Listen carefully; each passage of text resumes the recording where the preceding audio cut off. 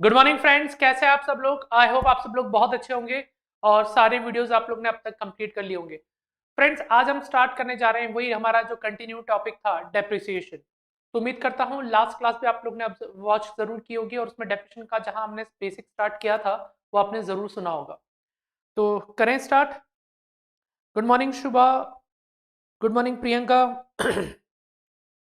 Okay, तो चलिए start करते हैं हम लोग सेक्शन 32 डेप्रिसिएशन। मैं आपको थोड़ा रिकॉल करा दूं, हमने डिडक्शन अलाउबिलिटी सेक्शन स्टार्ट किए थे जिसमें सेक्शन 30 से 37(1) हमें पढ़ने हैं। मैं वापस बता दूं, ये वो सेक्शन है जिनको हमें समझना इसलिए जरूरी है क्योंकि जब भी हम कोई एक्सपेंस को पीएनएल के डेबिट साइड में लेके जाएंगे तब जरूरत पड़ेगी हमें इस चीज की जानने की कि आखिर वो कौन सा सेक्शन है जिसके कहने पे हम पीएनएल में डेबिट हो रहे हैं। आपके पास कोई भी खर्चा होगा, आपका मन कहेगा कि सर ये तो बिजनेस से जुड़ा हुआ है तो मैं इसको डेबिट कर देता हूं, लेकिन आपको अपने मन की नहीं सुननी है। आपका मन चाहे कुछ भी कहे, आपको बस ये देखना है कि जिस एक्सपेंस को हम पीएल में डेबिट साइड में ले जाना चाहते हैं, क्या उस पर्टिकुलर एक्सपेंस के लिए कोई स्पेसिफिक सेक्शन खड़ा है। और वो स्पेसिफिक सेक्शन आपको मिलेगा 30 से 37(1) के अंदर। अगर कोई सेक्शन खड़ा मिलेगा तो हम उस सेक्शन का नाम लेके पीएल में डेबिट होंगे। अब इसी सीरीज में हमने 30 कंप्लीट किया था, 31 कंप्लीट किया था और 32 हमने शुरुआत कर दी थी। 30 में हमने पढ़ा था कि अगर आप एक बिल्डिंग के ऊपर रेंट या रेट्स एंड टैक्सेस या इंश्योरेंस प्रीमियम या रिपेयरिंग का खर्चा करते हैं तो डेफिनेटली इन खर्चों को आप जब भी बिल्डिंग पे करेंगे और इस बिल्डिंग को जब अपने बिजनेस एंड प्रोफेशन काम में लेते हैं तो इन खर्चों को आप पीएल में डेबिट कर सकते हैं। और नाम किसका देना है, 30 का, कि 30 के कहने पे हम ये खर्चों को पीएल में डेबिट कर रहे हैं। सॉरी, उसी तरह से सेक्शन 31 आता है। 31 कहता है कि अगर आपने आपके बिजनेस में काम में आने वाली प्लांट एंड मशीनरी और फर्नीचर के ऊपर आपने रिपेयरिंग का खर्चा किया या इंश्योरेंस प्रीमियम का खर्चा किया तो ये खर्चे को आप पीएल के डेबिट साइड में लेके आएंगे और नाम किसका लेंगे, सेक्शन 31 का।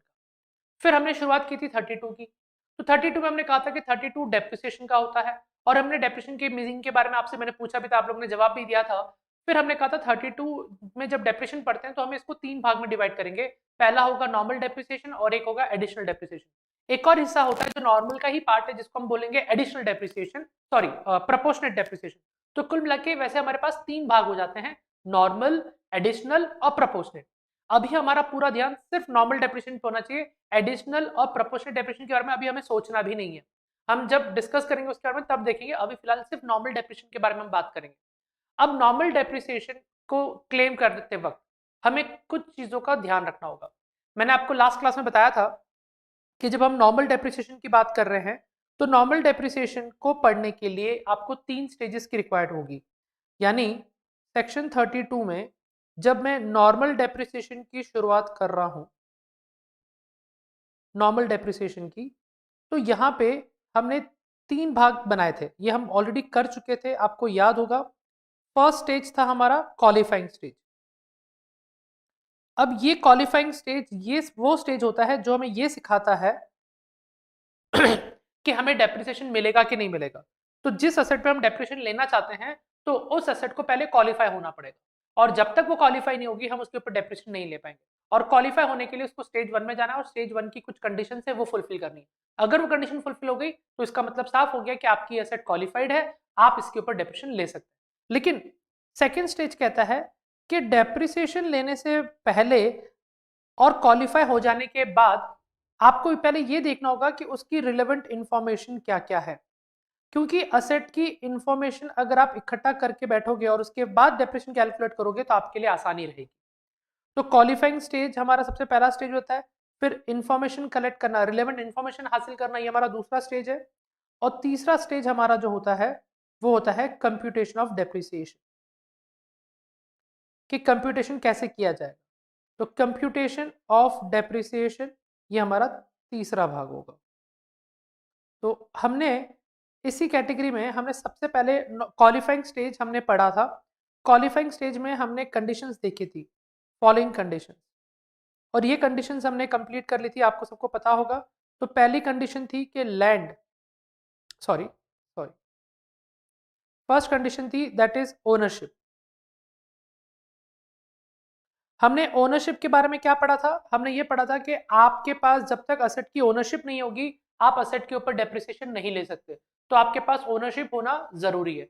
और ओनरशिप में हमने कई सारी बातें पढ़ी थी कि देखिए, खासतौर पे जैसे आपकी इमूवेबल प्रॉपर्टीज हुई, खासतौर पे इमूवेबल प्रॉपर्टीज और मोटर व्हीकल्स वगैरह, उनमें क्या होता है कि रजिस्ट्रेशन होना कंपलसरी है। तो सरकार ने यहाँ पे क्लियरली बोल रखा है कि अगर आपके पास इमूवेबल प्रॉपर्टी की या मोटर व्हीकल की रजिस्ट्रेशन आपके नाम पे नहीं है, पर ये प्रूफ है कि वो असेट आपने खरीदा है, तो भी चलेगा। जैसे मैंने गाड़ी खरीदी पर मैंने रजिस्ट्रेशन अपने एम्प्लॉय के नाम पे करा दिया या मेरी वाइफ के नाम पे करा दिया, but it is been purchase by me and I am using this asset in my own business profession, लेकिन रजिस्ट्रेशन किसी और के नाम पे, इससे कोई फर्क नहीं पड़ता। What is more important that who is the actually and legal owner of that asset, वो लीगलिटी आपको प्रूव करनी पड़ेगी। और रजिस्ट्रेशन वाला कंसेप्ट इतना इंपॉर्टेंट नहीं है। अगर सपोज लीगल ओनरशिप मेरी है पर रजिस्ट्रेशन वाइफ का है, इसका मतलब ये थोड़ी होगा कि वाइफ ओनर हो गई और वाइफ डेप्रेशन क्लेम करेगा, नहीं। ओनर जो होगा वही डेप्रेशन क्लेम करेगा। तो ओनर मैं हूं तो मैं डेप्रेशन क्लेम करूंगा, मुझे सिर्फ अपनी लीगल ओनरशिप प्रूव करके दिखानी है। और इमूवेबल प्रॉपर्टी में भी क्या होता है, हमें जब तक हमने प्रॉपर्टी खरीदी, एग्रीमेंट हो गया, सब कुछ हो गया, लेकिन रजिस्ट्री नहीं हुई है, तो जब तक रजिस्ट्री नहीं हुई तब तक मैं सही मायने में ओनर नहीं माना जाता हूं। पर इनकम टैक्स बोलता है कोई बात नहीं, रजिस्ट्री अगर पेंडिंग है और आपने बाकी सारी फॉर्मेलिटी कर ली है, तो भी हम आपको ओनर मानने को तैयार है। उसी तरह से इसमें एक एक्सप्लेनेशन आता है, वो कहता है कई बार हम प्रॉपर्टी लीज पे लेते हैं। मैंने एक जमीन थी, वो मैंने लीज पे ले ली, और जमीन लीज पे लेने के बाद मैंने वहां पे लेसर से, जो जमीन का मालिक था, मैंने इसको बोल दिया कि देख, ये 20 साल के लिए जमीन में लीज पे ले रहा हूँ और 20 साल मुझे जमीन यूज करनी, इसलिए मुझे थोड़ा बहुत सुपर स्ट्रक्चर बिल्डिंग नुमा कुछ बनाना पड़ेगा, और ये मैं बिल्डिंग बनाऊंगा इस पे, और 20 साल बाद पूरे हो जाएंगे, उसके बाद मैं तेरे को तेरी जमीन वापस दे दूंगा। तो अब मैंने वो जमीन लीज पे ली 20 साल के लिए, हर 20 साल तक मैं उसको लीज रेंटल देता रहूंगा, लेकिन उस जमीन को प्रॉपर यूज में लाने के लिए मैंने उसके ऊपर 2 माले की बिल्डिंग बना दी। तो ये जो कैपिटल एक्सपेंडिचर मैंने किया है उसके ऊपर, वो जमीन मेरी नहीं है, पर कैपिटल एक्सपेंडिचर मैं कर रहा हूं, तो उस कैपिटल एक्सपेंडिचर के लिए मैं ओनर माना जाऊंगा और उस बिल्डिंग के लिए मैं डेप्रेशन ले सकता हूं। ये बात एक्ट ने क्लियर कर दी, explanation number 1 of section 32 subsection 1 के अंदर।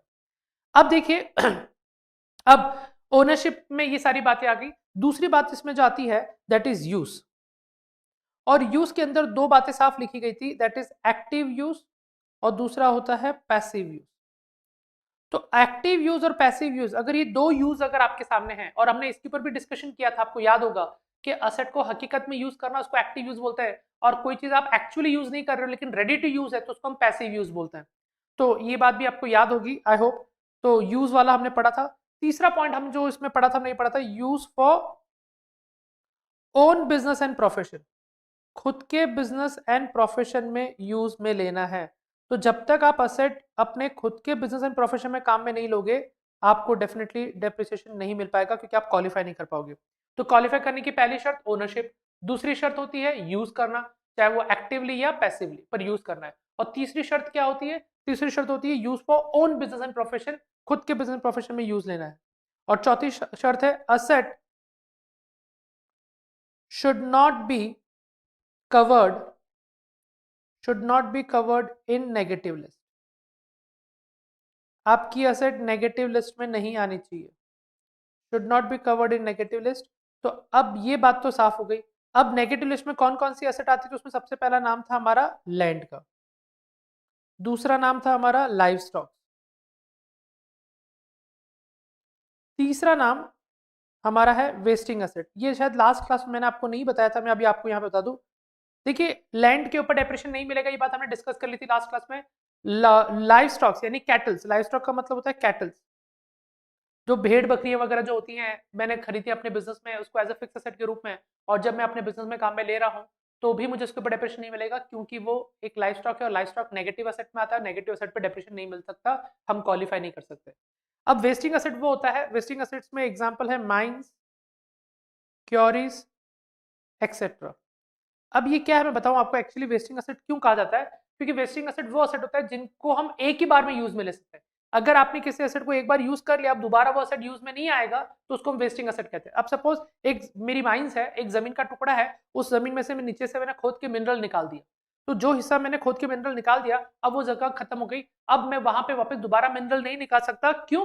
क्योंकि वो अब खत्म हो चुका है, वो वाला पोर्शन जब खत्म हो गया, अब दोबारा यूज में नहीं आएगा, उसको हम वेस्टिंग एसेट कहते हैं। तो वन टाइम यूज आने वाली जो चीज होती है उसको हम वेस्टिंग एसेट कहते हैं, और वो भी क्वालिफाई नहीं होता है डेप्रिसिएशन के लिए। और चौथा नाम आता है यहाँ पे, that is an asset on which 100% deduction is allowed under any other section of Income Tax Act. Income tax act, याद है आपको? ये भी बात हमने डिस्कस करी थी। एक ऐसी एसेट है जिसके ऊपर ऑलरेडी आपको 100% डिडक्शन मिलता है किसी अन्य section of income tax act में। तो इनकम टैक्स एक्ट के किसी और सेक्शन में अगर आपको 100% डिडक्शन मिल रहा है, तो फिर यहाँ पे आके वापस डेप्रिसिएशन के नाम पे डिडक्शन लेने की कहाँ जरूरत है? डबल डबल डिडक्शन तो मिल नहीं सकता। तो डेप्रिसिएशन आपको अवॉइड करना है, क्योंकि आपको उस एसेट के ऊपर डिडक्शन ऑलरेडी 100% मिल रहा है, वो भी किसी और सेक्शन में। तो ऐसी एसेट भी डेप्रिसिएशन के लिए क्वालिफाई नहीं होती है। तो देखिए, ये हमारे ओवरऑल बेसिकली नेगेटिव लिस्ट की 4 एसेट्स थी, और हमारी ये क्वालिफाइंग स्टेज हमने जो स्टेज 1 में देखा, ये क्वालिफाइंग स्टेज हमारी कंप्लीट हुई। तो आज के बाद जब भी कोई न्यूमेरिकल आप देख करोगे, तो सबसे पहले आप ये देखोगे कि मैं अगर नॉर्मल डेप्रिसिएशन कैलकुलेट करना चाहता हूं या चाहती हूं, तो मुझे क्या करना होगा? पहले जाना होगा स्टेज 1 में क्वालिफाई करने के लिए, और क्वालिफाई करने की ये 4 शर्तें ध्यान रखनी होगी। ओनरशिप होनी चाहिए, यूज होना चाहिए चाहे एक्टिव या पैसिव वे में, और तीसरा दैट इज वो यूज अपने खुद के बिजनेस प्रोफेशन में होनी चाहिए, और चौथा कि वो नेगेटिव लिस्ट में नहीं आनी। अगर ये चारों बातें फुलफिल, तो आपको डेप्रिसिएशन मिल जाएगा। अब डेप्रिसिएशन मिलेगा जरूर, लेकिन डेप्रिसिएशन लेने के लिए आपको उसको क्या करना पड़ेगा? उसके लिए उसकी इंफॉर्मेशन ढूंढनी पड़ेगी। तो स्टेज जो 2 है वो कहता है रिलेवेंट इंफॉर्मेशन ढूंढो। अब रिलेवेंट इंफॉर्मेशन क्या होती है? तो रिलेवेंट इंफॉर्मेशन में सबसे पहले इंफॉर्मेशन आती है, दैट इज एक्चुअल कॉस्ट। और एक्चुअल कॉस्ट आपको ढूंढना है, तो आपको जाना पड़ेगा सेक्शन नंबर 43 सबसेक्शन 1 में। सेक्शन 43(1) में एंड एक्सप्लेनेशन के अंदर, एक्सप्लेनेशन ऑफ सेक्शन 43(1), तकरीबन 15 एक्सप्लेनेशंस आते हैं यहाँ पे। तो ये एक्सप्लेनेशंस अगर आपने पढ़ ली और 43(1) पढ़ लिया, तो आपने अगर एक्सप्लेनेशन ऑफ 43(1) और 43(1), देखो 43(1) मेन सेक्शन, और उस मेन सेक्शन से जुड़े हुए 15 एक्सप्लेनेशंस है, ठीक है? नंबरिंग वाइज वो 1 से 13 दिखेंगे, लेकिन काउंटिंग वाइज वो 15 हो जाते हैं। तो मेन सेक्शन 43(1) और उससे जुड़े हुए 15 एक्सप्लेनेशन, ये दोनों को पढ़ने के बाद आपको समझ में आ जाएगा कि एक्चुअल कॉस्ट क्या होती है। तो ये बहुत बड़ा टॉपिक है अपने आप में, कि असेट की रिलेवेंट इंफॉर्मेशन में सबसे इंपॉर्टेंट इंफॉर्मेशन कौन सी होती है? Actual cost. आप खुद कॉमन सेंस से सोचिए कि अगर आपको किसी असेट पे डेप्रिसिएशन लेना है और ये कंफर्म हो गया कि हाँ वो क्वालिफाई हो रही है, अब आप इस पर डेप्रिसिएशन ले सकते हो, तो डेप्रिसिएशन लेने के लिए बिना कॉस्ट के डेप्रिसिएशन कैसे ले सकते हैं बता? तो कॉस्ट तो आपके लिए बहुत जरूरी होगी। तो ये कॉस्ट ढूंढना आपके लिए एक इंपॉर्टेंट चैलेंज। तो हम इसके ऊपर आएंगे, एक्चुअल कॉस्ट के ऊपर, लेकिन इसके बाद जो दूसरी इंफॉर्मेशन है पहले उसको देख लेते हैं। दूसरी इंफॉर्मेशन है period of use. Period of use, अब ये क्या कहता है? तो मैं आपको बता दूं, देखो 2 ही इंपॉर्टेंट इंफॉर्मेशन है, एक तो एक्चुअल कॉस्ट और दूसरी है पीरियड ऑफ यूज। तो एक्चुअल कॉस्ट थोड़ी देर से डिस्कस करते हैं, पर पहले हम आएंगे पीरियड ऑफ यूज पे। तो पहले आप सब लोग समझ लीजिए कि पीरियड ऑफ यूज क्या होता है।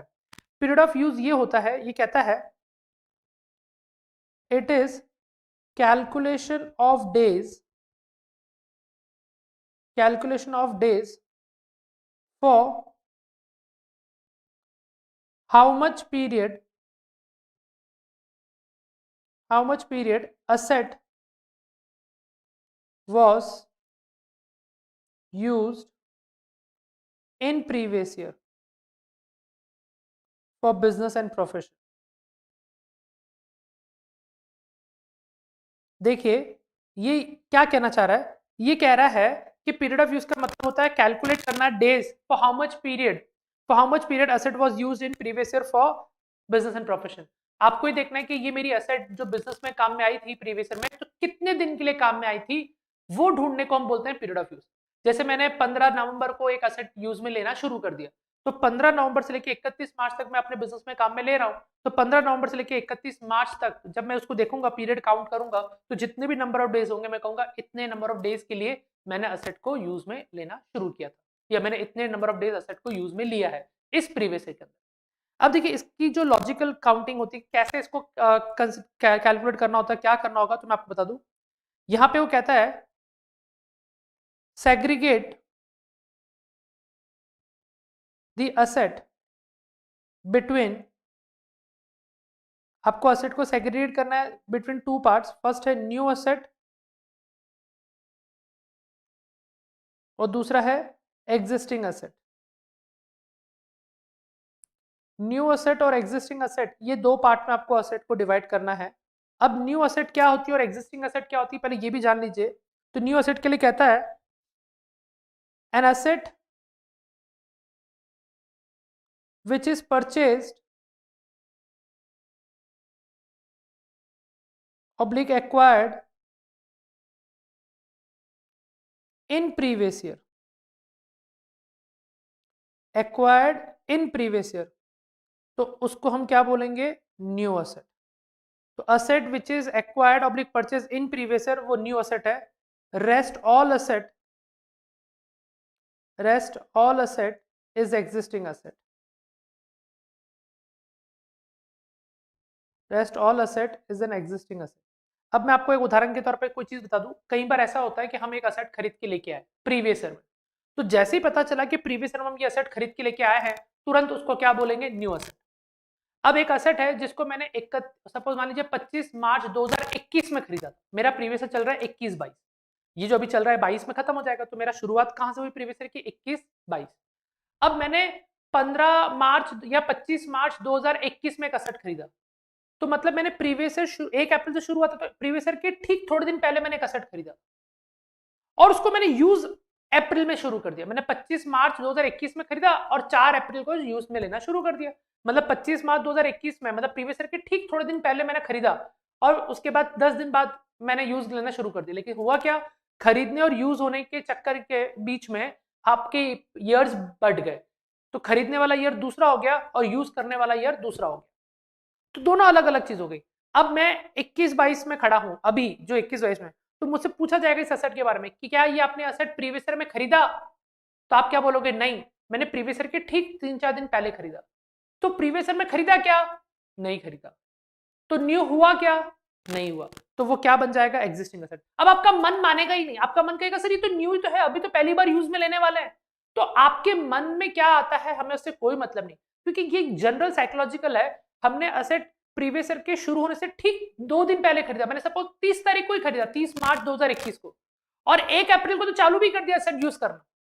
पर वो 30 मार्च और 1 अप्रैल के बीच में क्या हुआ, दो अलग अलग फाइनेंशियल ईयर जुड़ गए। तो 1 अप्रैल को जब आप असेट को यूज करोगे ना पहली बार इस फाइनेंशियल ईयर में 21-22 में, तो आपको लगेगा बिल्कुल न्यू असेट है, तो आपका मन करेगा मैं इसको न्यू असेट कहूं, पर आप उसको न्यू नहीं कहोगे, आप क्या कहोगे उसको, एग्जिस्टिंग। क्योंकि 1 अप्रैल से 31 मार्च 2022 तक क्या आपसे पूछेगा कि आपने असेट 1 अप्रैल 2021 से 31 मार्च 2022 के बीच में खरीदा, आप बोलोगे नहीं, मैंने प्रीवियस ईयर के ठीक 2 दिन पहले खरीदा। तो वो तो प्रीवियस ईयर में खरीदा ही नहीं है, प्रीवियस ईयर से पहले खरीदा, तो वो एग्जिस्टिंग कहला जाएगा। इस बात को याद रखना, तो आपकी कभी कोई दिक्कत नहीं आएगी। अब न्यू असेट मीन साफ है, प्रीवियस ईयर में खरीदा तो ही न्यू, बाकी सब ऑटोमेटिकली एग्जिस्टिंग में जाएगा।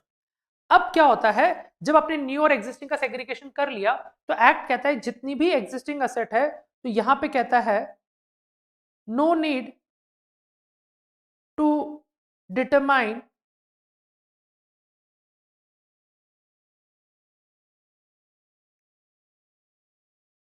No need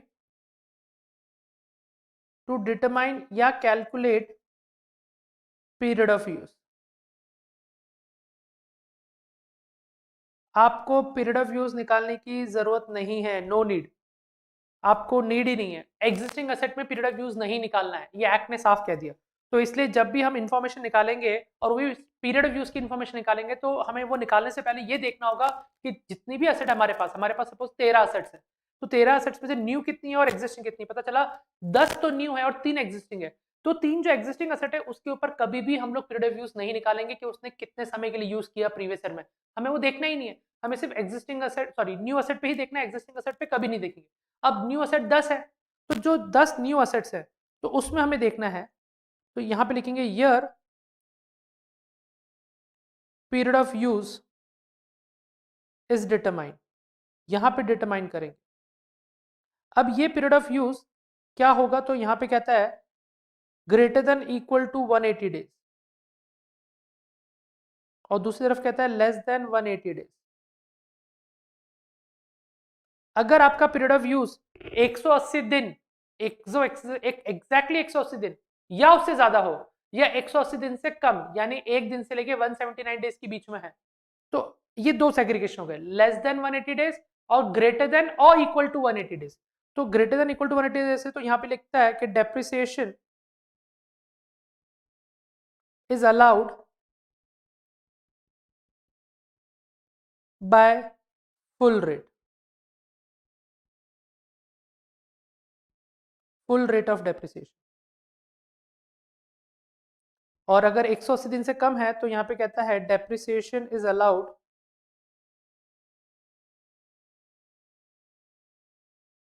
by half rate, half rate of depreciation. अब जरा यहां पे ध्यान से समझना, एक्ट ने अपने असूल बना दिए। एक्ट ने कहा अगर न्यू असेट है तो आपको पीरियड ऑफ यूज डिटरमाइन करना पड़ेगा, और पीरियड ऑफ यूज जब डिटरमाइन करोगे तो आप उस असेट के दो भाग कर देना। वो सारी असेट, जैसे अभी हमने एग्जांपल लिया कि 13 असेट थी, 13 में से 3 तो एग्जिस्टिंग थी, तो हमने 3 को हटा दिया, बोले कि इसका पीरियड ऑफ यूज तो देखना ही नहीं। जो 10 असेट है वो न्यू असेट है, तो उनका पीरियड ऑफ यूज निकालेंगे। अब किसी का 10 दिन आ रहा है, किसी का 25 दिन आ रहा है, किसी का 150 दिन आ रहा है, किसी का 250 दिन आ रहा है, किसी का 300 दिन आ रहा है, सबके अलग अलग पीरियड ऑफ यूज है। तो हमने कहा कि जो भी पीरियड ऑफ यूज आ रहा है तो उसको देखते हुए असेट के दो कैटेगरीज बना दी। एक वो असेट्स जो 180 दिन या उससे ज्यादा यूज में आ रही है, और एक वो असेट जो 180 दिन से कम यूज में आ रही है। तो जो असेट 180 दिन से कम यूज आ रही है, तो उनका जब भी हम डेप्रिसिएशन निकालेंगे तो इस बात का ध्यान रखना है कि हमें उस रेट को आधा कर देना है। अगर डेप्रिसिएशन की रेट 10% है तो 5% से डेप्रिसिएशन देंगे, 15% है तो 7.5% देंगे, 40% है तो 20% देंगे, और 10% है तो 5% देंगे। तो जब भी आप असेट, न्यू असेट को अगर पीरियड ऑफ यूज निकालोगे और उसका पीरियड ऑफ यूज 180 दिन से कम है तो डेप्रिसिएशन हाफ देना है। और जैसे ही पता चला कि इसका पीरियड ऑफ यूज 180 दिन या उससे ज्यादा है तो आपको डेप्रिसिएशन रेट फुल ही रखनी है, जो भी रेट है वो फुल रेट रखनी है। 10% है तो 10% से ही देंगे, 40 है तो 40 देंगे, 15 है तो 15 देंगे। ये बात है आपकी that is period of use को लेके। मैं उम्मीद करता हूँ कि ये पॉइंट भी आपको क्लियर हो चुका होगा, इसमें किसी तरह से कोई डाउट नहीं है किसी को, ठीक है। तो एक बार जो टॉपिक पढ़ा है पीरियड ऑफ यूज को लेके, तो आप लोग मुझे सब लोग बता दीजिए। यस जयश्री, प्रियंका, शुभा, जो अभी हमने पीरियड ऑफ यूज को लेके पढ़ा है टॉपिक, ये पीरियड ऑफ यूज को लेके, इसमें किस तरह से कोई डाउट है तो बताओ। बहुत, जो भी डाउट आ रहा है आप बता सकते हैं, बहुत क्लियरली इस चीज को समझना है, क्योंकि ये नहीं समझोगे तो न्यूमेरिकल नहीं हो पाएगा। तो मैं आपसे पूछना चाहता हूं कि अगर किसी तरह का कोई डाउट है तो प्लीज जल्दी से बताएं, फास्ट।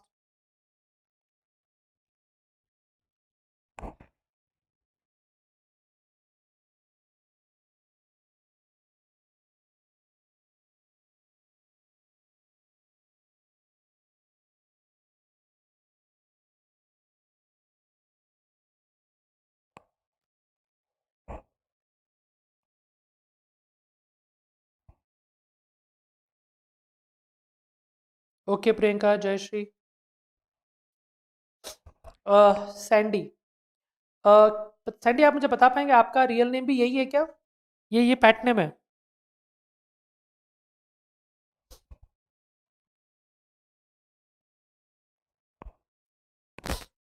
चलिए, संदीप, ओके संदीप, ठीक है, very good, good name.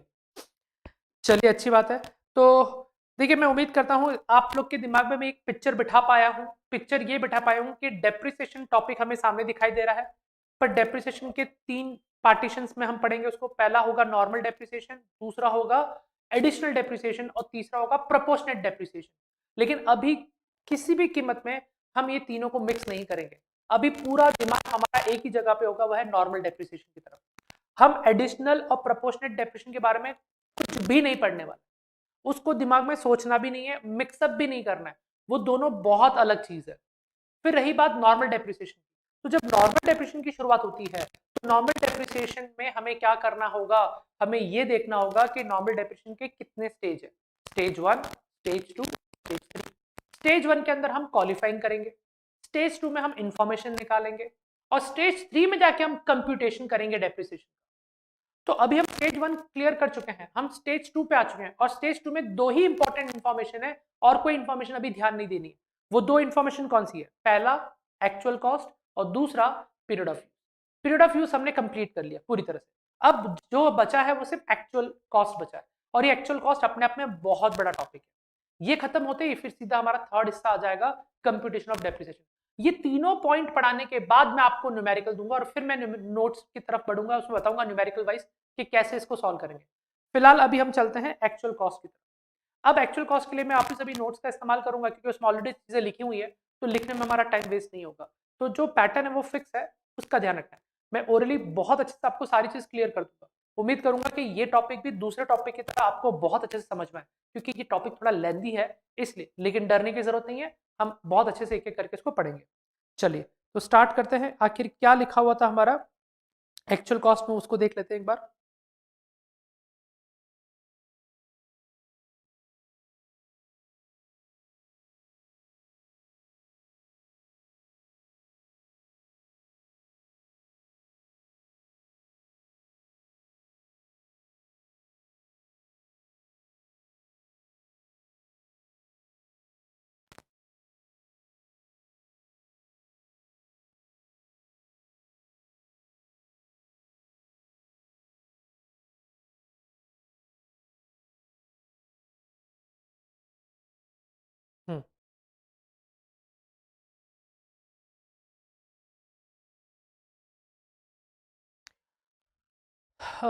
Just a minute, इसको मैं माइक्रोसॉफ्ट एज में खोल देता हूँ ताकि इसको अपन लिख भी पाए।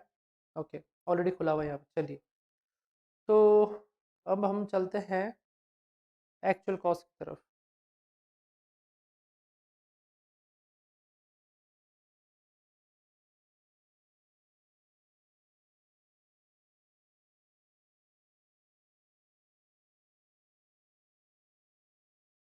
ये सारी चीज़ें हम देखने वाले हैं, लेकिन टाइम के अकॉर्डिंग अभी अभी हम लोग जो प्रोसेस, हमारा जो सिस्टम चल रहा है हमारा लाइन बाई लाइन, हम उसमें जाएंगे। अब नोट्स में सारी चीज़ें एक साथ दे रखी हैं, पर इसको हम लोग एक एक करके चलेंगे।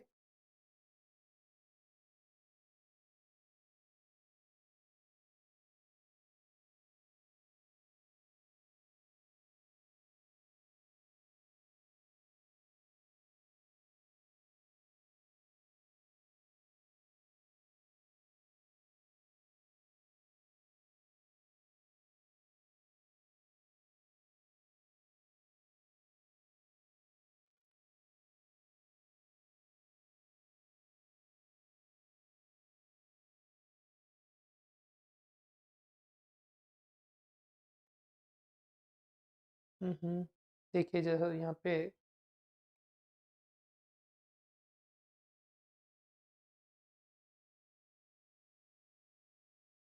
ये रहा एक्चुअल कॉस्ट।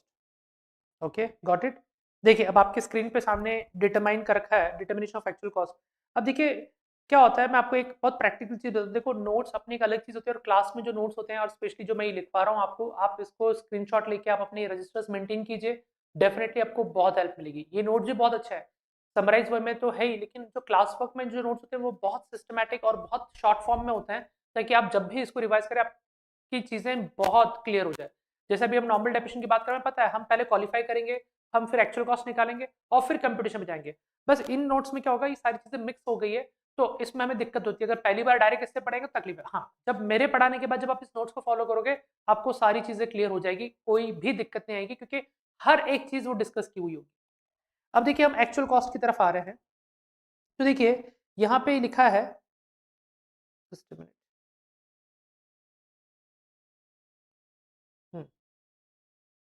43 सबसेक्शन 1 जैसे हमने बनाया था कि भाई एक्चुअल कॉस्ट को समझने के लिए आपको 43 1 तो समझना ही है, लेकिन 43 1 के साथ आपको एक्सप्लेनेशन ऑफ 43 1 में भी जाना होगा, तब जाके पता चलेगा कि आपकी एक्चुअल कॉस्ट क्या है। अब मैं पहले समझा देता हूँ, उसके बाद जाके आप इसको डिस्कस, आप इसको आप एक एक करके इसको पढ़ेंगे कि एक्चुअल कॉस्ट क्या होती है। देखिए एक्चुअल कॉस्ट से बेसिक मीनिंग भी ये निकल के आता है कि भाई हमने जब असट खरीदा तो हमने क्या पैसा खर्च किया, जो पैसा हमने खर्च किया वो हमारी एक्चुअल कॉस्ट का पार्ट बनना चाहिए, ये हम जानते हैं, ठीक है। लेकिन कुछ चीजें ऐसी हैं जो इसके अलग भी है, इससे ज्यादा भी है, वो भी हमें समझनी जरूरी हो। सबसे पहले इंपॉर्टेंट बात, जब मैंने फ्रेमवर्क बनाया था पीजीपीपी का, आपको ध्यान होगा, तो मैंने वहां पे बनाया था फ्रेमवर्क में कई सारे पार्टीशन कि हम कितने पार्ट में पीजीपी चैप्टर को कंप्लीट करेंगे। उसमें एक पार्टीशन था डेफिनेशन। ध्यान से सुनना, डेफिनेशन। और डेफिनेशन का एक सेक्शन आता है पूरे पीजीपी के अंदर 43। अब मैं यहाँ पे दो बातें आपको इंपॉर्टेंटली समझाना चाहूंगा। आप लोग स्टार्टिंग से मेरी वीडियोस देख रहे हैं, जब से हमने बेसिक क्लास स्टार्ट करी थी। तो बेसिक क्लास स्टार्ट करते वक्त मैंने आपको जो फंडामेंटल्स पढ़ाए थे, मैंने बताया था सेक्शन 2 क्या होता है, डेफिनेशन का। तो डेफिनेटली आपके मन में सवाल आएगा कि सर सेक्शन 2 में भी डेफिनेशन था और ये सेक्शन 43(1) भी डेफिनेशन का है, तो डेफिनेशन के दो सेक्शन है? नहीं, सेक्शन 2 की जो डेफिनेशन है वो जनरल डेफिनेशन, मतलब वो डेफिनेशन है जो पूरे इनकम टैक्स एक्ट में जब भी आपको जरूरत पड़ेगी आप वहां जाके उस डेफिनेशन का यूज ले सकते हैं। आप इनकम टैक्स का कोई भी कोने में कोई भी चीज पढ़ रहे हैं, इनकम टैक्स एक्ट के किसी भी कोने में कोई भी सेक्शन के अंदर कोई भी चीज पढ़ रहे हैं और आपको वो वर्ड पर्टिकुलर समझ में नहीं आ रहा है और उसके बारे में टू सेक्शन 2 की डेफिनेशन में लिखा हुआ है, तो आप वो वर्ड को सेक्शन 2 में लेके जाइए और वहां से उसका मीनिंग एक्सट्रैक्ट कीजिए और आप उस मीनिंग को यूज कर सकते हैं। तो section 2 is not chapter specific. Chapter section 2 ये नहीं कहेगा कि ये डेफिनेशन सिर्फ पीजीबीपी में लागू होगी, या ये definition income from other sources में लागू होगी, या ये डिडक्शन में लागू होगी, या क्लबिंग में लागू होगी। नहीं, सेक्शन 2 की जो डेफिनेशन है वो इनकम टैक्स में कहीं पे भी लागू हो सकती है जरूरत पड़ने पर। ये बात हो गई सेक्शन 2 की, वो जनरल है।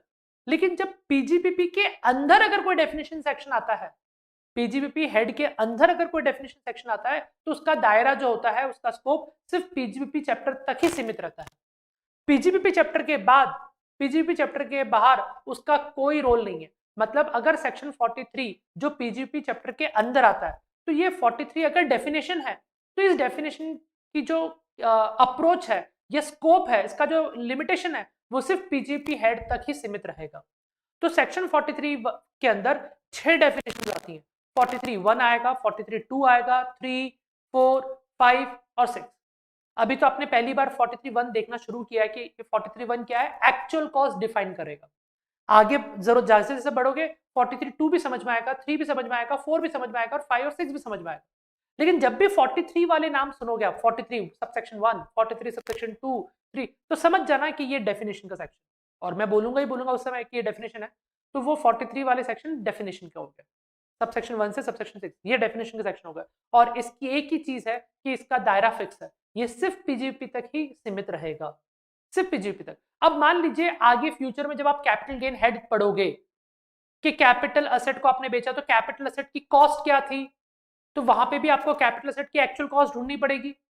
तो आप बोलोगे सर वो तो हमने पढ़ रखी है पीजीपी में, नहीं, तब आप कहोगे कि वो तो सिर्फ पीजीपी तक ही सीमित थी, वो वाली एक्चुअल कॉस्ट आप कैपिटल गेन में नहीं लगा सकते, क्योंकि कैपिटल गेन में अगर एक्चुअल कॉस्ट समझानी लगी, रिक्वायर्ड लगी अगर एक्ट को, तो वो या तो कैपिटल गेन चैप्टर में समझाएगा या जनरल डेफिनेशन में समझाएगा।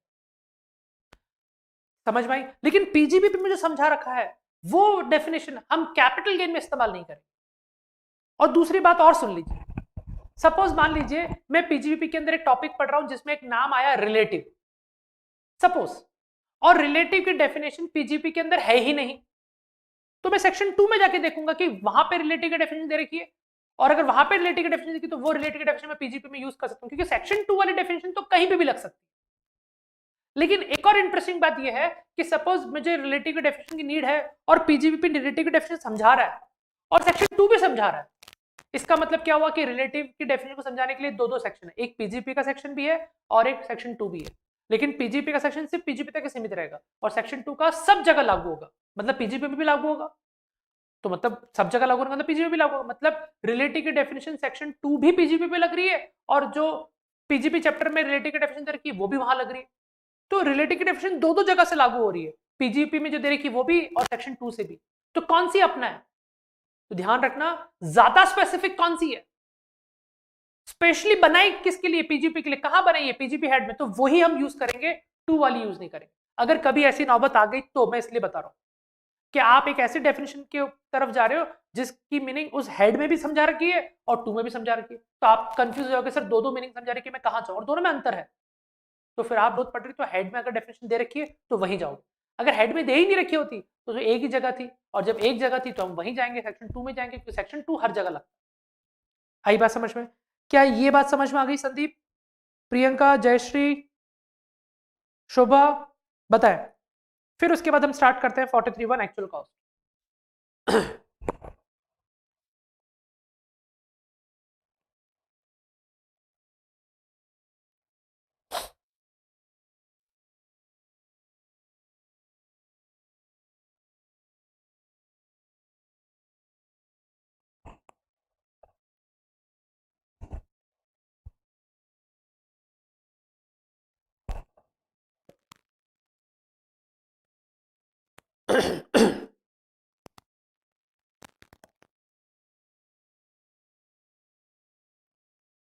प्रियंका, शुभा, प्लीज बताएं फटाफट से।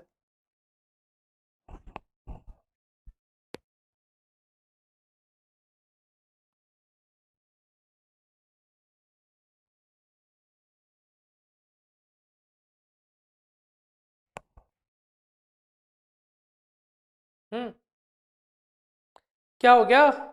जवाब देने में इतना समय क्यों लग रहा है प्रियंका, शुभा? चलिए, शायद कहीं और बिजी हैं, क्लास में अटेंटिव नहीं है आप लोग। हाँ, यही माना जाए फिर। चलिए, कोई बात नहीं। अब देखिए, एक्चुअल कॉस्ट निकालने के लिए हमें क्या करना होगा। तो देखिए, एक बात ध्यान रखना, आप असेट को खरीदने के लिए जितने भी पैसे खर्च कर रहे हैं वो आपकी एक्चुअल कॉस्ट का पार्ट, जनरली जनरली, ठीक है। Point number 1। पॉइंट नंबर 2 क्या कहता है? पॉइंट नंबर 2 कहता है कि अगर मान लीजिए उस खर्चे को बेयर करने के लिए, मतलब उस खर्चे का भार कम करने के लिए, अगर कोई सरकारी अथॉरिटी या गैर सरकारी अथॉरिटी अपने माथे कोई बर्डन ले रहा है, यानी इसको हम बोलते हैं सब्सिडी। विशाल एक इलेक्ट्रिक व्हीकल खरीद के लेके आता है अपने बिजनेस के लिए, 50 लाख रुपए की वो व्हीकल है, ठीक है। सपोज मोटर कार है, मतलब ये ट्रांसपोर्टेशन की ट्रक है जो इलेक्ट्रिक वे में चलती है, इलेक्ट्रिक है वो, 50 लाख की कीमत है उसकी। सरकार ने कहा कि इसका 30% यानी 15 लाख हम पे करेंगे। तो जब मुझे पता है कि 50 लाख मुझे अभी खर्च करने पर 15 लाख मुझे सरकार से मिल जाएंगे, तो 15 लाख की सब्सिडी जब मुझे मिलेगी तो वो मेरा खर्चा है ही नहीं, क्योंकि सरकार बेयर कर रही है। तो मैंने एक बार तो 50 लाख दे दिए, 15 लाख मुझे सरकार से मिल जाएंगे, तो 15 लाख सरकार बेयर करने वाली है, तो वो मैं अपने कॉस्ट का पार्ट नहीं मानूंगा। तो 50 लाख में से माइनस करने पड़ेंगे 15 लाख, अगर मैंने 50 लाख पूरे लिख रखे हैं। तो पहला पॉइंट ये हुआ कि आप सारे खर्चे ले लीजिए, लेकिन अब देखिए कि अगर इस खर्चे को बेयर कोई और भी करता है, और जरूरी नहीं कि सरकारी अथॉरिटी, गैर सरकारी अथॉरिटी भी हो सकती है, कोई भी बेयर करे, तो वो अमाउंट भी आपको यहाँ पे माइनस करना होगा। ये तो हो गई हमारी पहली बात। दूसरी इंपॉर्टेंट बात ये होती है कि जब हम कोई एसेट खरीदते हैं, जब भी हम कोई एसेट खरीदते हैं, तो उसमें कई बार ड्यूटीज लगती हैं, चाहे वो कस्टम ड्यूटी लगे या एक्साइज ड्यूटी लगे, जिसको हम लोग अभी जीएसटी का नाम से भी बुलाते हैं। तो किसी भी तरह का कोई टैक्स लग रहा है उस असेट को खरीदने में। अब ये बहुत इंपॉर्टेंट पॉइंट है। हालांकि यही बात जो मैं भी बोल रहा हूँ ये एक्सप्लेनेशन में आएगी दोबारा, लेकिन सुन लीजिए फिर भी एक बार, कि अगर आपने असेट को खरीदा और असेट को खरीदने में अगर कोई टैक्सेस लगे हैं, खासतौर पे जीएसटी हुआ या कस्टम ड्यूटी हुआ, कोई भी ड्यूटी वगैरह ऐसी लगी है, और आपको उस टैक्सेस की क्रेडिट नहीं मिलने वाली। अब ये आप इनडायरेक्ट टैक्स में जरूर पढ़ोगे कि जब आप कोई चीज खरीदते हैं और उस पर जब टैक्स पे करते हैं, तो वो टैक्सेस की क्रेडिट आपको मिलती है।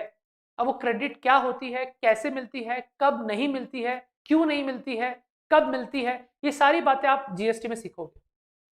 अब मैं आपको सिर्फ शॉर्ट में ये कह सकता हूं कि अगर मैंने कोई 1 लाख में चीज खरीदी और उसमें 10,000 की टैक्सेस मैंने, ड्यूटीज मैंने पे की है, और सरकारी नॉर्म्स के अकॉर्डिंग मुझे 10,000 जो मैंने टैक्सेस पे किए हैं, सरकार कहती है उसकी क्रेडिट आपको मिल जाएगी, इसका मतलब वो 10,000 मुझे वापस लौटाए जाएंगे।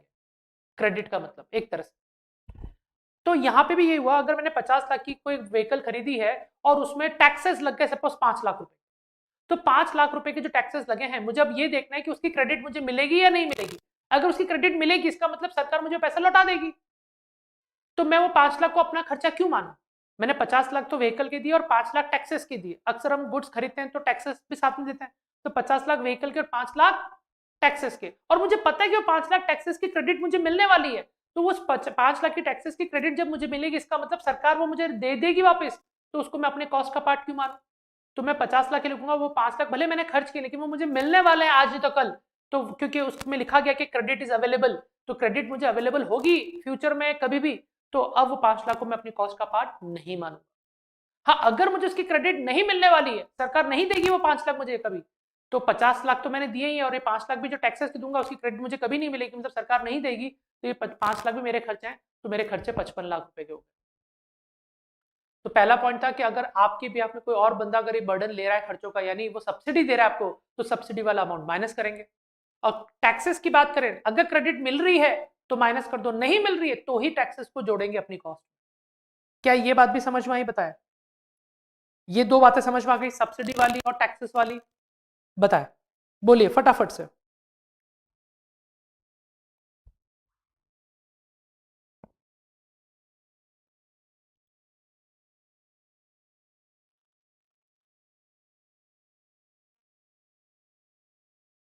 यस संदीप, प्रियंका, जयश्री, क्या बात है? इसमें सबसे पहले प्रियंका का आता है, गुड।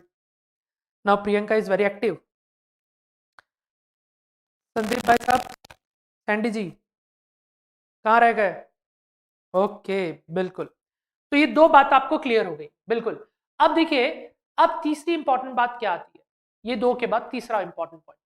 अक्सर कई बार क्या होता है, जब ये असेट्स वगैरह हम खरीदते हैं ना, तो पैसों की शॉर्टेज तो होती है, और पैसों की जब शॉर्टेज होती है तो हम लोग अक्सर प्रिफर करते हैं कि हम लोन से ये असेट खरीदें।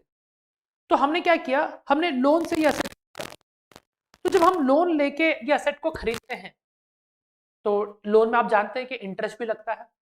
तो इनकम टैक्स ने यहाँ पे साफ कहा है कि विशाल, जब तक आप इस असेट को पुट टू यूज नहीं कर लेते, पुट टू यूज का मतलब जब तक आप इस्तेमाल करना शुरू नहीं कर देते, या यूं कह दो जब तक आपकी बिजनेस कमेंस नहीं हो जाता, बिजनेस शुरू नहीं हो जाता, या असेट को, बिजनेस जो शुरू हो चुका है, सपोज बिजनेस तो कब से चल रहा है और ये नई असेट हमने खरीदी, तो जब तक ये असेट पुट टू यूज नहीं जाती, कई दो चीज होती है। देखो, एक तो मैं नया नया बिजनेस बना रहा हूँ, तो जब तक बिजनेस शुरू नहीं जाएगा उस दौरान तक जितना भी इंटरेस्ट लग रहा होगा वो इंटरेस्ट, या फिर दूसरा होता है कि बिजनेस तो कब का चल रहा है, ये असेट नहीं है बिजनेस में, ठीक है। तो अब ये असेट जब तक पुट टू से यूज नहीं जाएगी तब तक लगने वाला सारा इंटरेस्ट, ऐसे इंटरेस्ट को हम कैपिटलाइज करते हैं, यानी ऐसे इंटरेस्ट को हमें कॉस्ट में जोड़ना पड़ेगा। आप समझो, मैं असेट 50 लाख में खरीद के लेके आ गया, लेकिन मुझे पता है कि 30%, 15 लाख की सब्सिडी मुझे मिलने वाली है, तो 15 लाख मैंने माइनस कर दी, और 5 लाख रुपए के टैक्सेस भी लग गए हैं इसके ऊपर, मुझे 50 और 5 लाख और देने थे टैक्सेस के, और वो टैक्सेस की क्रेडिट मुझे नहीं मिलने वाली है, तो वो 5 लाख मैंने जोड़ दी। तो 50 लाख माइनस 15 लाख सब्सिडी के, प्लस 5 लाख टैक्सेस के, क्योंकि उसकी क्रेडिट नहीं मिलने वाली। अब मैं प्लस करूंगा, मैं देखूंगा कि मैंने ये एसेट खरीद तो लिया था, लेकिन जब तक मैं पुट टू यूज करूं तब तक हो गए 4 महीने, और उस 4 महीने में लग गया ब्याज, और ब्याज लग गया सपोज 1.5 लाख रुपए का, तो ये 1.5 लाख रुपए का इंटरेस्ट भी मुझे जोड़ना पड़ेगा, मेरी कॉस्ट में मुझे ऐड करना पड़ेगा। क्या ये बात समझ में आई? तो 3 बातें समझी हमने, सब्सिडी, टैक्सेस की, और ये इंटरेस्ट, ठीक है। ये 3 बातें हमने तो कंप्लीट कर ली। अगर इन 3 बात में किसी तरह का कोई भी डाउट नहीं है तो कोई दिक्कत नहीं। अब चौथी बात बहुत नॉर्मल है, अभी चौथी बात की जरूरत नहीं समझा, अगर मैं नहीं समझाऊंगा तो भी आप शायद सही कर दोगे। मैं असेट खरीद के लेके आता हूं, तो कई बार क्या होता है, असेट खरीद के अपने प्रीमाइसेस तक लाना, ये भी एक चैलेंजिंग जॉब है। इसमें लगता है ट्रांसपोर्टेशन, इसमें लगता है लोडिंग अनलोडिंग एक्सपेंस, लेबर आती है, उसको उठाती है, रखती है, फिर निकालती है, तो लोडिंग अनलोडिंग होती है, ट्रांसपोर्टेशन होता है। तो ये जो खर्चे होते हैं, ट्रांसपोर्टेशन, लोडिंग अनलोडिंग, तब तक के खर्चे, मतलब मैं कहूंगा कि वो तमाम खर्चे जो असेट पे लग रहे हैं, जब तक असेट पुट टू यूज नहीं हो जाए, तो तब तक के खर्चों को भी मुझे क्या करना पड़ेगा, कैपिटलाइज करना होगा, और इसको मैंने कॉस्ट में नहीं जोड़ा है तो उसको मुझे जोड़ना पड़ेगा, बिल्कुल मैं जोड़ूंगा। और एक खर्चा पकड़ते हैं यहाँ पे, हम लोग असेट को लाते हैं तो शुरू में ट्रायल रन चलाते हैं, टेस्ट करते हैं कि ट्रायल करके देखते हैं कि कैसे चल रही, क्या है, तो उस दौरान भी खर्चा होता है। अभी एक्चुअल यूज में लेना शुरू किया, लेकिन वो ट्रायल रन में चल रहा है, एक्सपेरिमेंट चल रहा है कि भाई कैसे बराबर चल रहा है, हाँ ठीक है, उसके बाद फुल फ्लैश में वर्किंग में डालेंगे। तो फुल फ्लैश वर्किंग में डालने से पहले हम थोड़े ट्रायल्स रन करते हैं। तो जो ट्रायल रन करते हो, ट्रायल रन में दौरान जो भी खर्चा आता है, उस खर्चे को भी हम क्या करते हैं, कैपिटलाइज करते हैं, तो उसको भी हम हमारी कॉस्ट में ऐड करेंगे, ठीक है। यहां तक समझ में आ गया? अब एक स्पेसिफिक सेक्शन है जो हम आगे जाके पढ़ेंगे, जिसका नाम है 43A। ध्यान से सुनना, क्या नाम है? 43A। 43A कहता है change in foreign exchange rate, और ये क्या कहता है, ध्यान से समझना। हम असेट फॉरेन कंट्री से खरीद के लेके आते हैं, कहां से खरीद के लेके आए? फॉरेन कंट्री से। और फॉरेन कंट्री से जब असेट खरीद के ला रहे हैं, तो उस समय हमने लोन पे खरीदा है, पूरे पैसे नहीं दिए। सपोज 10 मान लेते हैं कि 10 लाख डॉलर की एक असेट, बहुत महंगी असेट है, 10 लाख डॉलर की है, तकरीबन 76 लाख हो जाते हैं। तो 10 लाख डॉलर की एक असेट है, और उस असेट को खरीदने के लिए मुझे लोन भी लेना पड़ा। मैंने 2 लाख तो उसी समय हाथों हाथ दे दिए, और 8 लाख का लोन ले लिया वहीं से फॉरेन कंट्री से। अब उसकी एक किश्त हो गई, 1-1 लाख की 8 किश्त हो गई, हर साल मुझे 1-1 लाख डॉलर पे कर। तो ठीक है, तो जब मैं असेट खरीदने गया, 10 लाख की बात हुई, 10 लाख डॉलर की, और 2 लाख डॉलर हाथों हाथ पे कर दिए, तब डॉलर का भाव चल रहा था 75 रुपीज। तो मुझे लग गया कि 10 लाख डॉलर की है तो 75 लाख की तो मशीन हो गई। 2 लाख हाथों हाथ दे दिया, 8 लाख का लोन करवा दिया। अब अगले महीने से किस्त, तो अगले साल से साल में एक ही बार किस्त आती है, सपोज यूं मान के चले, साल में एक बार किस्त आएगी, 8 साल तक चलेगी किस्त और खत्म। और अब ये जो किस्त आएगी वो अगले साल से शुरू हो जाएगी।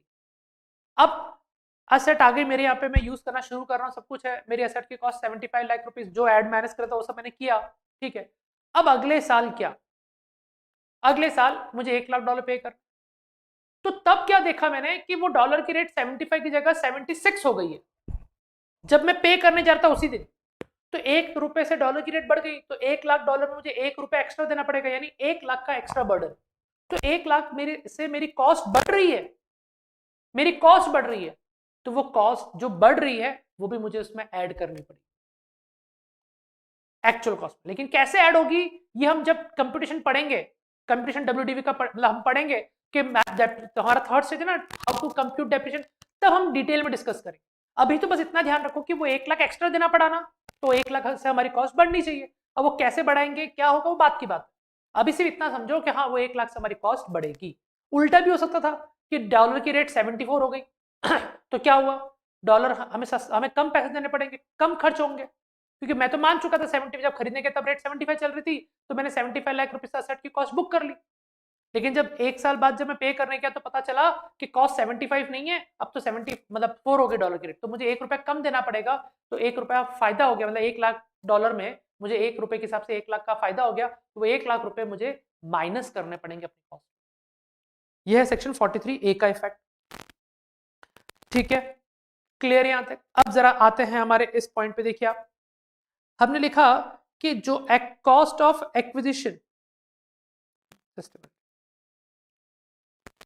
अब देखिए cost of acquisition oblique construction of asset, अब उसमें जो भी अमाउंट आएगा हमारा, ये जो अमाउंट होगा जितना हमने खर्च किया है, उसमें एक्साइज ड्यूटी वाला in respect of credit is allowed. अगर क्रेडिट अलाउड है, मैंने बताया था अगर सरकार क्रेडिट दे रही है इसका मतलब सरकार आपको पैसे चुका देगी, तो टैक्सेस के नाम पे आपने जो भी पैसे दिए हैं वो आपकी कॉस्ट में नहीं जुड़ने चाहिए, और अगर जोड़ रखे हैं तो माइनस करके निकाल दो, नहीं जोड़ रखे तो अच्छा कर रखा है आपने। और क्रेडिट नहीं मिलती तो हमें ऐड करना पड़ता, ठीक है। तो ये माइनस क्यों कर रहा है, क्योंकि इसको लग रहा है कि ऑलरेडी वो पैसे हमने जोड़ रखे हैं और आपको क्रेडिट मिलने वाली है। जब क्रेडिट मिलने वाली है तो आपने जोड़े क्यों, और जोड़े हैं तो हटा दो उसको, इसलिए हमने यहाँ पे एक्साइज ड्यूटी यानी वही जीएसटी की बात हो रही है, तो ये हमने हटा दिया। फिर second point, subsidy oblique grant received by any other authority directly indirectly, वही सब्सिडी वाली बात। सब्सिडी अगर आपको मिल रही है तो वो आपका खर्चा तो है नहीं, फिर आपने क्यों जोड़ रखा है, उसको हटाओ वहां से, तो इसलिए माइनस में आ गया। Third, amount received on sale of its trial run product, हाँ अब ये एक नई बात होगी। अभी मैंने कहा ना कि मैंने ट्रायल रन चलाया, तो ट्रायल रन में थोड़े बहुत रैंडम प्रोडक्ट मैंने बना दिए, तो ट्रायल रन पे जो खर्चा आएगा, ट्रायल रन पे जो खर्चा आएगा वो खर्चा मेरे को अपनी कॉस्ट ऑफ असेट में बढ़ाना है, लेकिन उससे जो प्रोडक्ट बन के निकले उसको बेच के जो पैसा आएगा वो मेरी कॉस्ट को कम करेगा। तो जो ट्रायल रन पे जो प्रोडक्ट बने, प्रोडक्ट को बेचने से जो पैसा आया है वो पैसा मुझे क्या करना है, माइनस करना। क्यों, क्योंकि उस पैसे आने वाले को हम मानेंगे कि हमारी कॉस्ट को कम कर रहा है, लेकिन जब हमने प्रोडक्ट बनाया तो खर्चा भी होगा, तो खर्चे से हम लोग असेट की कॉस्ट बढ़ा भी रहे। तो देखिए यहाँ पे ई पॉइंट एडिशन के अंदर कि ट्रायल रन टेस्ट एक्सपेंसेस, तो हम उसको बढ़ा रहे हैं, हमारी कॉस्ट को बढ़ा रहे हैं। तो जब पैसा खर्च होगा तो असेट की कॉस्ट बढ़ जाएगी, और जब पैसा आएगा तो असेट की कॉस्ट कम हो जाएगी। तो ये एक पॉइंट और ये एक पॉइंट, दोनों पॉइंट यहाँ पे हम लोग माइनस कर रहे हैं, यहाँ पे हम प्लस कर रहे हैं। फिर आते हैं, तो ये 3 पॉइंट हमारे लेस के हो गए। अब एडिशन के देखिए, interest on loan borrowed payable up to date of commencement of product of put to use.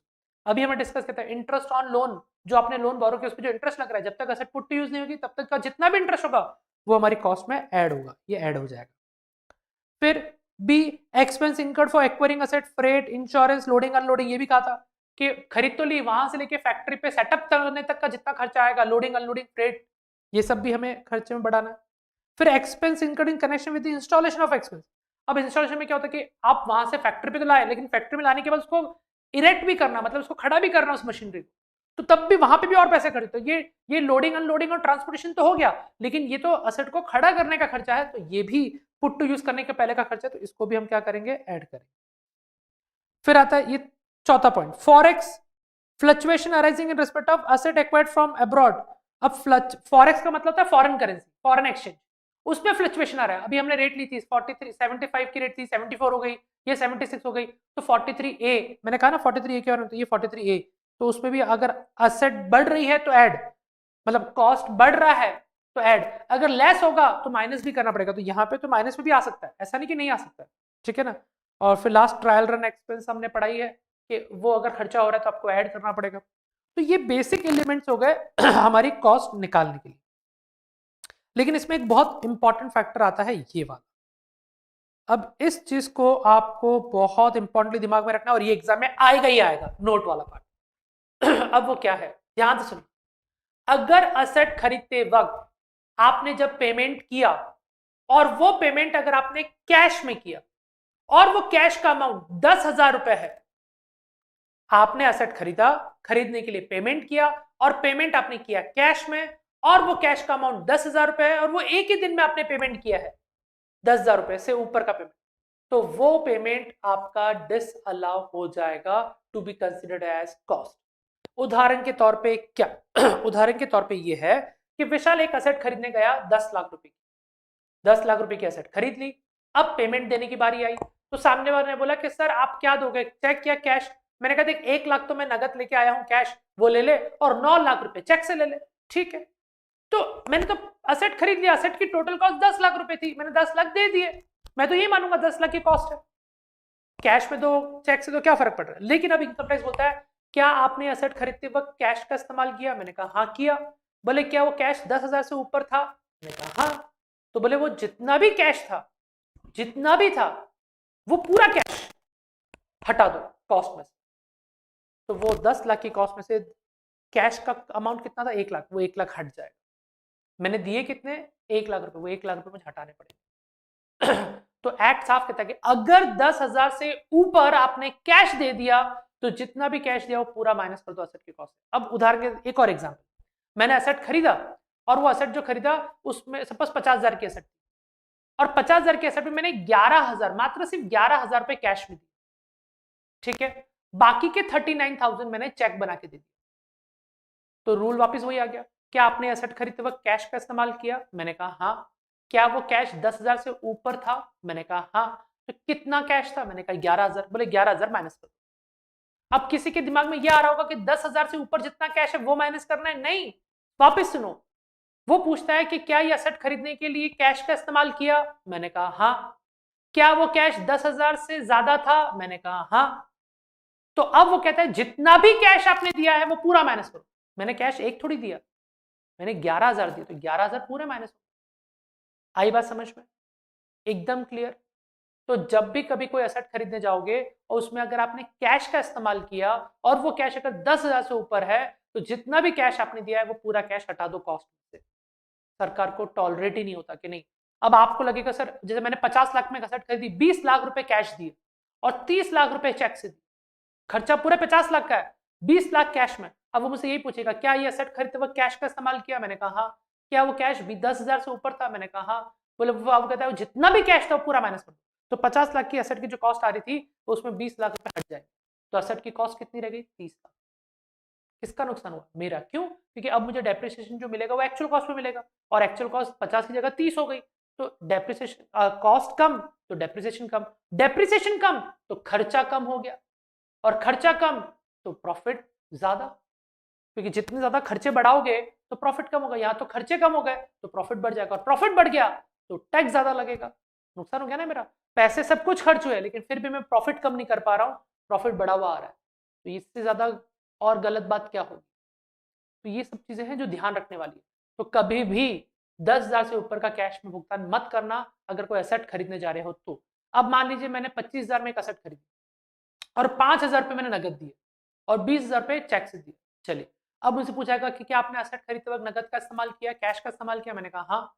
क्या वो कैश का अमाउंट 10,000 से ऊपर था, मैंने कहूंगा नहीं।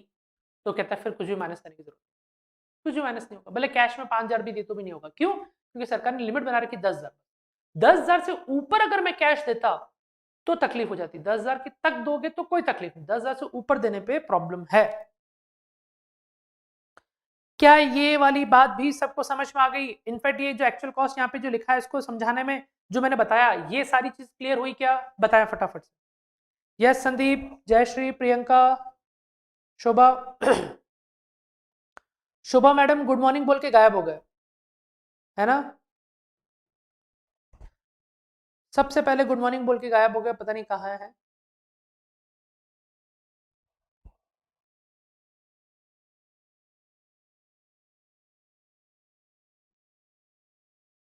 Okay Jayashree, okay Priyanka, Sandeep, okay fine.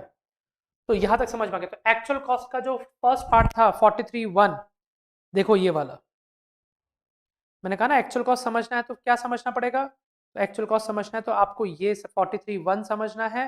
ये 43.1 आपने समझ लिया। अब आपको क्या समझना होगा? आपको एक्सप्लेनेशन देखने हैं। 1 2 3 4 5 ऐसे करते करते 15 एक्सप्लेनेशन आपको देखने हैं, 15। अब अगर ये एक्सप्लेनेशन समझ लोगे तो बहुत क्लियर हो जाएगा। देखिए वैसे मैं मानता हूं कि इंटरमीडिएट लेवल पे ये 15 एक्सप्लेनेशन में से कुछ एक्सप्लेनेशन तो मैं समझा चुका हूं, जैसे इंटरेस्ट वाली बात, वो इस 15 एक्सप्लेनेशन का एक पार्ट। टैक्सेस वाली बात कि क्रेडिट मिलेगी तो ऐड मत करो, कॉस्ट में मत आने दो, और क्रेडिट नहीं मिलेगी तो कॉस्ट का पार्ट बनने दो, ये वाली बात भी एक्सप्लेनेशन में आ जाएगी। तो एक दो एक्सप्लेनेशन तो ऑलरेडी हमने कर दिए हैं, लेकिन और भी एक्सप्लेनेशन आ सकते हैं, और भी एक्सप्लेनेशन आएंगे, लेकिन ये 15 एक्सप्लेनेशन आपके लिए जरूरी है। ठीक है ना? ये थोड़ा मतलब लेवल हाई लेवल है, पर ये 15 एक्सप्लेनेशन अगर आपने पढ़ लिया तो आपका टॉपिक बहुत परफेक्ट हो जाएगा। चलिए, तो अब ये 15 एक्सप्लेनेशन पे आते हैं हम लोग एक एक करके। क्या है वो एक्सप्लेनेशन? यस, नीचे वाली टेबल के सामने आपके अंदर देखिए। Actual cost in special cases, explanation to section 43.1। अब ये एक्सप्लेनेशन हैं, और मैंने कहा ना 15 एक्सप्लेनेशन, 43.1 के ही 15 एक्सप्लेनेशन, जिसमें आपको स्पेशल तरीके से कॉस्ट निकालनी है, स्पेशल तरीके से। तो ये सारे स्पेशल केसेस हैं। तो यहाँ पे देखिए, अब एक्सप्लेनेशन के नंबर अगर आप देखें, 1 1 है, 2 3, कितने हो गए? 4 तो यहीं पे हो गए। फिर उसके बाद 5 6 7 8 9 10 11 12 13 14 15, और एक और आ जाएगा 16। ये नया ऐड हुआ है, जो एक्चुअली ऐड तो ये वाला 1A वाला हुआ था, ये नया है, ये अभी रिसेंटली ऐड हुआ है। तो 15 + 1 16, तो यहाँ पे मैं लिख देता हूँ 15 + 1 = 16 एक्सप्लेनेशन। बिल्कुल 15 ही था, लेकिन अभी जो नया ऐड हुआ उसकी मैंने काउंटिंग नहीं रखी, इसलिए मैं 15 बोल रहा था। तो अब यहाँ पे 15 प्लस नया अमेंडमेंट 16 1 करके, तो ये टोटल 16 एक्सप्लेनेशन हो गए। ये एक्सप्लेनेशन हमें देखना है। चलिए, तो स्टार्ट करते हैं एक एक करके। देखिए, इसको पढ़ने के दो तरीके हैं। एक, सिंपल वे में समझना है, ज्यादा दिमाग नहीं लगाना है। सिंपल में समझने का मतलब ये हुआ कि जो बहुत इजी गोइंग में समझ में आ जाए, कॉम्प्लिकेटेड करके समझने की कोई जरूरत नहीं। ठीक है? और दूसरी चीज होती है कि इसको बहुत डिटेल में समझना। देखिए, इंटरमीडिएट में ये टॉपिक को बहुत वास्ट वे में खींचा गया है। तो जब आप सॉरी इंटरमीडिएट क्या, फाइनल लेवल पे, तो जब आप फाइनल या प्रोफेशनल लेवल में जब आओगे, तब इसको बहुत डेप्थ में आप पढ़ सकते हो। लेकिन अभी इंटरमीडिएट लेवल पे हमें इतना अगर ज्ञान मिल गया कि हाँ ये 16 एक्सप्लेनेशन है और 16 एक्सप्लेनेशन के नाम आपको पता है और कैसे कैलकुलेट होता है, तो इससे अच्छी बात और कुछ नहीं हो सकती। मतलब आपको एक ओवरव्यू होना चाहिए कि हाँ भाई, एक्चुअल कॉस्ट तो 43.1 है ही, लेकिन उसके 16 एक्सप्लेनेशन है, और 16 एक्सप्लेनेशन ये सारे हैं, और उसमें ऐसा कुछ होता है। अब उसके टेक्निकल पार्ट, बहुत डेप्थ वाले पार्ट की अभी जरूरत नहीं है। इसलिए मैं आपको पहले ही क्लियर करता हूं कि बहुत सिंपल वे में समझने की कोशिश करनी, ज्यादा उलझने की कोशिश नहीं करनी है। और मैं आपके साथ खड़ा हूं इसको बहुत सिंपल बनाने के लिए। जितना होगा इतना अपन बहुत क्लियर और बहुत सिंपल बनाएंगे इसको। देखिए, सबसे पहला पॉइंट आता है scientific asset, specified business asset under section 35 AD bought into business. अब इसकी एक्चुअल कॉस्ट का नाम है निल। अब आप बोलोगे सर ये क्या बोल के गया, हमें कुछ समझ में नहीं आया। बिल्कुल मैं समझाता हूं आपको। देखो, विशाल ने एक असेट खरीदा। अब वो असेट जो विशाल ने खरीदा है, वो असेट के ऊपर, उस असेट के ऊपर इनकम टैक्स में एक सेक्शन आता है 35 AD सपोज, और वो सेक्शन कहता है कि विशाल तू इस असेट के ऊपर पूरा 100% डिडक्शन ले ले। तो मैं एक असेट खरीद के लेके आया, मैं उस असेट को 35 AD में लेके जा रहा हूं। अब मैं क्यों लेके जा रहा हूं वहां पे? क्योंकि 35 AD में कुछ चुनिंदा लोग ही आ सकते हैं, और वो चुनिंदा लोग कौन? जो कि चुनिंदा बिजनेस करते हैं। तो मैं उन चुनिंदे बिजनेस में से एक बिजनेस करता हूं, इसलिए मैं वो चुनिंदे पर्सन में आ गया, मतलब स्पेसिफाइड पर्सन में आ गया। तो विशाल एक स्पेसिफाइड बिजनेसमैन है। क्यों? क्योंकि वो स्पेसिफाइड बिजनेस कर रहा है। और स्पेसिफाइड बिजनेस क्या होता है? जो 35 AD की लिस्ट में आता है। 35 AD में करीबन 14 बिजनेस के नाम लिखे हैं कि जो बंदा ये बिजनेस करेगा वो स्पेसिफाइड बिजनेस कहलाएगा, जो ये करेगा वो स्पेसिफाइड बिजनेस है, जो ये काम करेगा वो स्पेसिफाइड बिजनेस। तो जब मैंने एक असेट खरीदा, तो मैंने देखा कि मेरा नाम स्पेसिफाइड बिजनेस में आ रहा है 35 एडी के अंदर, तो मैं उस एसेट को लेके वहां चला गया और वो सेक्शन मुझे कहता है विशाल कितने में एसेट खरीदा, मैंने कहा 2 लाख रुपए। बोले वो 2 लाख पूरे 100% आप पीएल में डेबिट कर दो, 100% डिडक्शन अलाउड है, 35 एडी का नाम लेके जाना और पूरे 2 लाख रुपए डेबिट कर दो। मैंने 35 एडी में जाके मतलब 35 एडी का नाम लेते हुए 2 लाख पूरे पीएल में डेबिट कर दिया और मुझे किसी ने नहीं रोका। तो असेट का पूरा डिडक्शन 1 साल में ही क्लेम कर लिया। बाकी आमतौर पे क्या होता था, अगर मैं डेप्रिसिएशन लेता 10% के हिसाब से भी लेता तो 10 साल लगते उस मतलब 2 लाख को खत्म होने में, 10 करके 10 साल में 100% डेप्रिसिएशन होता।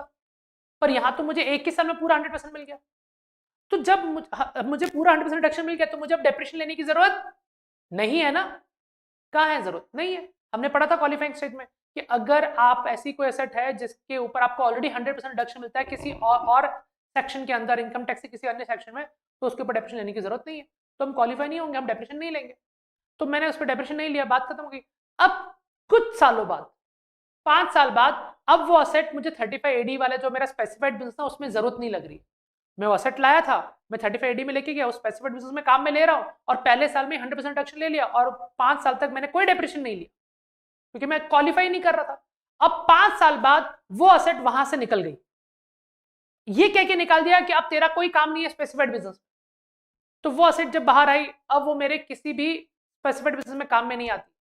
तो मैंने बोला मेरे स्पेसिफाइड बिजनेस में काम में नहीं आती तो मेरा जो जनरल रूटीन बिजनेस है मैं उसमें काम में ले लेता हूं। तो मैंने किसी अन्य रूटीन बिजनेस में काम में लेना शुरू कर दिया उसको। तो जब मैं किसी अन्य बिजनेस में काम में लेना शुरू करूंगा तो अब वो मेरी एसेट है, अब उसके ऊपर मैं डेप्रिसिएशन क्वालिफाई करूंगा तो मुझे पूछा जाएगा मुझसे, मैं ढूंढना चाहूंगा अब मैं इसकी कॉस्ट क्या मानूं। तो लॉजिक क्या कहता है, जब ऑलरेडी 100% पीएल में डेबिट करते कॉस्ट क्या होगी, जीरो ही होगी।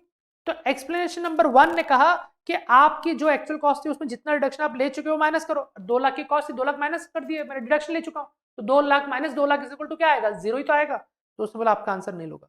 तो ये उन्होंने एक नाम लिखा है, तो बस मैंने आपको एक समझा दिया कि 35 एडी में अगर मैंने कोई एसेट डाली है, डिडक्शन पूरा ले लिया है, अब वहां पे कई साल तक यूज किया, अब वो यूज खत्म हो गया, अब वहां से जनरल बिजनेस में आ रहा है। तो जनरल बिजनेस में जब आएगा, जब डेप्रिसिएशन के लिए क्वालिफाई होगा तो वो मुझसे पूछेगा कि इसकी कॉस्ट क्या लूं, तो मैं बोलूंगा ऑलरेडी पूरी कॉस्ट तो आप पहले ही ले चुके हो, अब कॉस्ट बची क्या है जो लेने की, तो अब आप उसकी कॉस्ट क्या मानोगे, निल।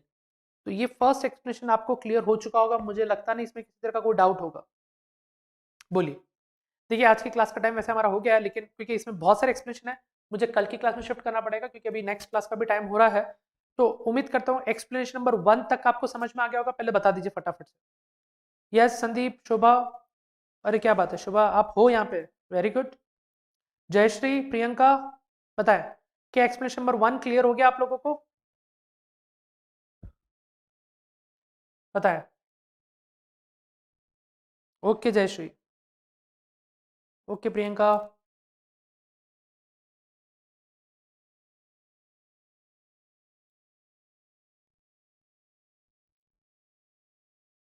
Okay Shubha, very good.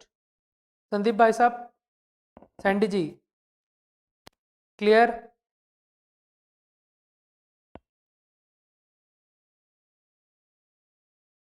Okay चलिए, तो आज एक बार यहीं पे स्टॉप करते हैं, बाकी का एक्सप्लेनेशन हम लोग कल की क्लास में कंटिन्यू करेंगे, ठीक है फ्रेंड्स।